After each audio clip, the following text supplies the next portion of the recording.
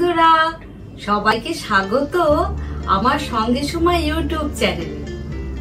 আজকের গল্প আশাপূর্ণা দেবীর ঈর্ষা। সুজাতার ঘরের বড় আয়নার সামনে দাঁড়িয়ে সুমন্ত একটা ছোট্ট চিরুনি দিয়ে জোরে চুল আঁচড়াচ্ছিল, অথবা বলা যায় আঁচড়েই চলছিল। কারণ তার মাথায় চুলের যা চাপ, তাতে দাঁত বসাবার মতো দাঁত ওই খুদে চিরুনিটা নেই। গায়ে হাত বোলানোর মতো ভেসে যাচ্ছিল সুমন্তর প্রবল চেষ্টাতেও। সুজাতা মোমবাতি নিতে ঘরে ঢুকে ছেলের দিকে তাকিয়ে বলে উঠল, ওটা কি হচ্ছে? চিরুনিটা ভেঙে যাবে যে। তোর চুলে ওই চিরুনি? সুমন্ত একইভাবে হাত চালাতে চালাতে অগ্রাহ্যের গলায় বলল, তোমার চিরুনি না হয়নি। সুজাতা ভুরু কুঁচকে বলল, চমৎকার, খুব ম্যানার্স শেখা হচ্ছে। সুমন্তদের স্কুলে ম্যানার্স সম্পর্কে বিশেষ নজর রাখার ব্যবস্থা আছে এবং সুমন্ত নাকি তাতে একটা সার্টিফিকেটও পেয়েছে। কিন্তু স্কুলের ব্যবহার স্কুলে, তার বাড়িতেও নিয়ে আসতে হলে পেরে উঠবে কেন? সুমন্ত মায়ের থেকেও অধিকভাবে ভুরুজোড়া কুঁচকে একবার মার মুখের দিকে তাকালো, কোনো কথা বলল না, আবার একই কাজ করতে লাগলো। আজকাল এই এক বাহাদুরি হয়েছে সুমন্ত। ক্লাস 11-এ উঠে পর্যন্তই বোধহয় হয়েছে ইচ্ছে করে মা বাপকে অগ্রাহ্য দেখানো। বাহাদুরি ছাড়া আর কি? তবে বাবা বলে, তুমি আর শাক দিয়ে মাছ ডেকো না সুজাতা, বাহাদুরি নয়, লায়েক হওয়া। দেখো তোমার ওই ছেলে কদিন পরেই কি মূর্তি ধরে। এরকম সময় তোমার ছেলে বলাই বিধি। সুজাতা অবশ্য বাহাদুরি বলেই ধরে আছে এখন, এবং মাতৃ অধিকারের শক্তিটা কাজে লাগাতেই বোধহয় জোরে জোরে বলল, বেরোচ্ছিস কোথায়? বেরোচ্ছে, এটা সাৎসঙ্গতেই বোঝা যাচ্ছে। কোনো একদিকে নিশ্চয়ই। কেন, কিছু আনতে হবে? সুমন্ত বলল। কিছু আনার ব্যাপারে অবশ্য সুমন্ত এখনো এক পায়ে খাড়া। 8-10 বছর বয়স থেকেই হরদম ছেলেকে দোকানে পাঠিয়ে তার এই নেশাটি ধরিয়ে দিয়েছে সুজাতাই। সুজাতা কঠিন গলায় বলল, না, কিছু আনতে হবে না, জানতে হবে। কি জানতে হবে? এই সন্ধ্যের মুখে লোডশেডিং এর মধ্যে যাচ্ছিস কোথায় সেটাই জানতে হবে। কেন, আমি কি হাজতের আসামি? তাই এক পা বেরোলেই বলে যেতে হবে?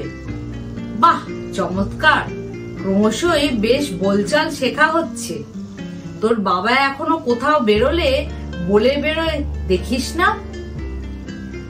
সেফ স্লেভ মেন্টালিটি বলে সুমন্ত সিঁড়ি দিয়ে নেমে যায় তরতরিয়ে। কিন্তু মায়ের মতো জাত বেহায়া আর কে আছে?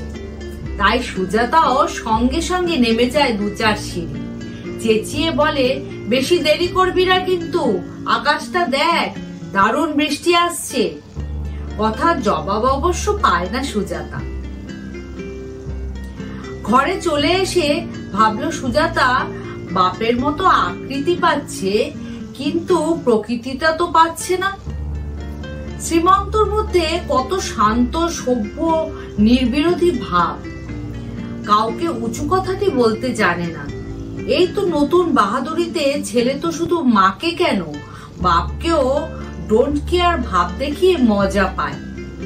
সুজাতার ভয় হয় ফট করে না ধাড়ি ছেলের গালে একটা চর বসিয়ে দেয় শ্রীমন্ত।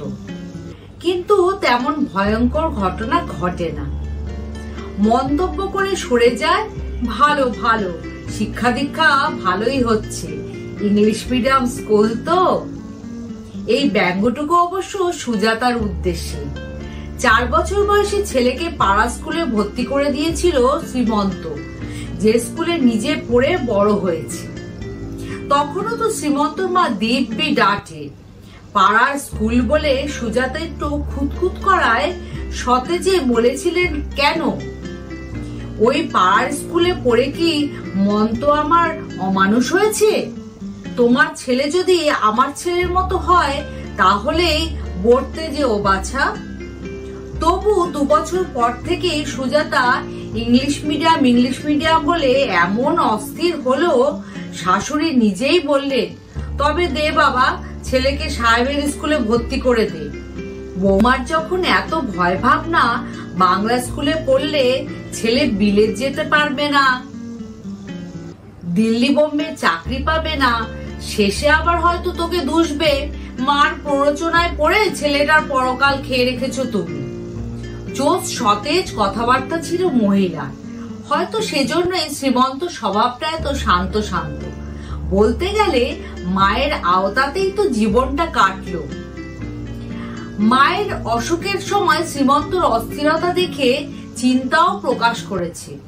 মা বাপ তো মানুষের চিরদিন থাকে না, ঠাকুমা গেলে তোর বাবা যে কি করবে। কিন্তু আশ্চর্য, মায়ের মৃত্যুর পর কোনো অধীরতা দেখা গেল না শ্রীমন্তর মধ্যে, বরং আরো বেশি শান্ত হয়ে গেল। পরিবর্তনের মধ্যে 7 জন্মে পুজো পাঠ সন্ধ্যা গায়ত্রীর দিকে দিয়ে যেত না, সেটাই হয়েছে। অবশ্য মায়ের ঠাকুর ঘরে দুর্দশা দেখতে পারবে না বলে সকালে পুজো করে নেমে আসা শাশুড়ির কপালে যেমন ছোট্ট একটি চন্দনের টিপ দেখতে পেত, তেমনি ছোট একটি টিপ শ্রীমন্তর কপালেও দেখতে পায়। ভাত খেতে বসেও রয়ে যায় সেটা, অফিস যাওয়ার সময় মুছে ফেলে। নেমে এলো সেই বৃষ্টি যে নাকি এতক্ষণ নামবো করে ভয় দেখাচ্ছিল। ক্রমশ যত বাজবিদ্যুৎ আর মেঘের দাপট বাড়ছে, ততই সুজাতার প্রাণের মধ্যে হু হু করছে, আর আপন মনে ছেলের উদ্দেশ্যে বলে চলেছে, পাজি হতভাগা ছেলে, এত করে বললাম শোনা হলো না কথা, কোথায় গিয়ে পড়েছিস, কিভাবে ভিজে ঢোল হয়ে ফিরবি ভগবান জানেন। দেখতেই লম্বা হয়েছে আর মনে করছে মস্ত লায়ক হয়েছে, আসলে তো পটকা। সে হুঁশ আছে? এক্ষুনি কাঁচতে শুরু করবি। আপন মনে অনুপস্থিত ছেলেকে কাঠগড়ায় দাঁড় করিয়ে বকেই চলে সুজাতা। সামনাসামনি তো একটা কথা বলার সাহস নেই। আশ্চর্য, শ্রীমন্ত দিব্যি নিশ্চিন্ত মনে বসে আছে। শ্রীমন্ত চায়ের টেবিলে এসে বলল, বাবু বুঝি এখনো ফেরেনি? সুজাতা ক্ষুব্ধ উত্তেজিত গলায় বলে উঠল, দেখো না, এত করে বললাম ভীষণ মেঘ করেছে, দেরি করিস না, তবু এইটুকু ছেলে এত কিসের আড্ডা? তুমিও তো কিছু বলো না।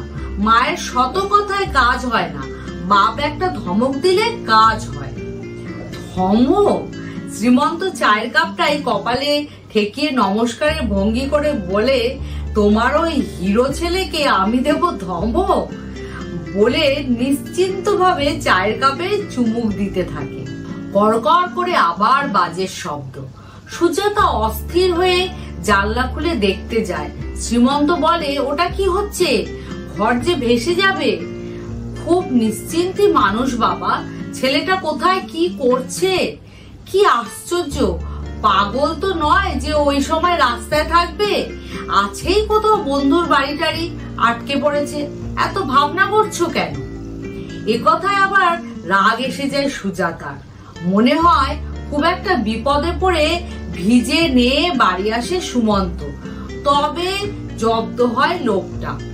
আর তা যদি না হয় তো আজ ছেলেকেই সুজাতা দেখে নেবে এক হাত। ওইটুকু ছেলেকে এত ভয় বা পাবো কেন আমি? মনে দুঃখ পাবে বলেই না কিছু বলি না। রাত বাড়তে বাড়তে ক্রমে বৃষ্টি কমে। অতঃপর বাড়ি ফেরে সুমন্ত, ফেরে একখানা রিক্সা করে। কোথায় ছিলি এতক্ষণ? কোথাও না, ওই ঠাকুরিয়ার মধ্যে সুধাময়ের বাড়ি। সুমন্ত বলল, আমি কি কচি খোকা যে তুমি একেবারে অস্থির হয়ে উঠলে? সুজাতা ভারী মুখে বলল, অস্থির কি সাদের হয়? কচি খোকা নাও বুঝলাম, ধাত্রী তো খোকারই মতো। এই যে জলো হাওয়াটি লাগিয়ে এলি এতক্ষণ, রাতেই কাঁচতে শুরু করবি বলছিস তো, ভিজিসনি? কই দেখি মাথাটা, যা চুলের রাশ, মুছে দিই ঘষে। সুজাতা ছেলের মাথায় হাত দিয়ে দেখতে আসে। এক ঝটকায় মার হাতটা ঠেলে দিয়ে বলে ওঠে সুমন্ত, আহ, ভেবেছো কি তুমি? বাড়াবাড়ির একটা সীমা আছে, বুঝলে? নিজেই তোয়ালি দিয়ে ঘষে ঘষে মাথাটা মুছে জামা বদলে শুয়ে পড়ে গিয়ে। সুজাতা স্তব্ধ হয়ে তাকিয়ে থাকে। শ্রীমন্ত ওর ঘরের দরজায় এসে একটু হেসে বলল, কিরে, মার ওপর রাগ করে না খেয়ে শুয়ে পড়লি? রাগ আবার কি? সুমন্ত পাশ ফিরে বলল, সুধাময়ের মা ছাড়লেন না, জোর করে ওদের সঙ্গে খিচুড়ি, বেগুনি, ডিম ভাজা খাইয়ে দিলেন। ওহ, তাহলে তো আজ তোর মজার দিন গেল। শ্রীমন্ত বলে উঠল, বন্ধুর বাড়ি খিচুড়ি, বেগুনি, ডিম ভাজা, যাক বেচারি আমরা আমাদের রুটি তরকারি নিয়ে বসি গে, যথেষ্ট রাত হয়ে গেছে। খাবার টেবিলের সামনে দেয়ালে শ্রীমন্তর মার যে মস্ত ফটোখানা টাঙানো রয়েছে, তার উপর আলো এসে পড়েছে। খেতে বসে শ্রীমন্ত যথা নিয়মে আগে সেই ছবির দিকে নীরবে প্রণামের ভঙ্গিতে একটু চোখ ফেলে খাবারে হাত দেয়। আর কেন কে জানে, সেই মুহূর্তে ভয়ানক একটা জ্বালায় সুজাতার ভিতরটা তোলপাড় করে দু ঝলক গরম জল এসে যায় দু চোখের কোলে। ওই অতি সাধারণ, প্রায় অশিক্ষিত গ্রাম্য চেহারার মহিলাটির ওপর ভয়ানক একটা ঈর্ষা অনুভব করে সুজাতা। কেমন লাগলো আজকের গল্প? আজকে তাহলে চলি, আসবো আবার নতুন গল্প নিয়ে।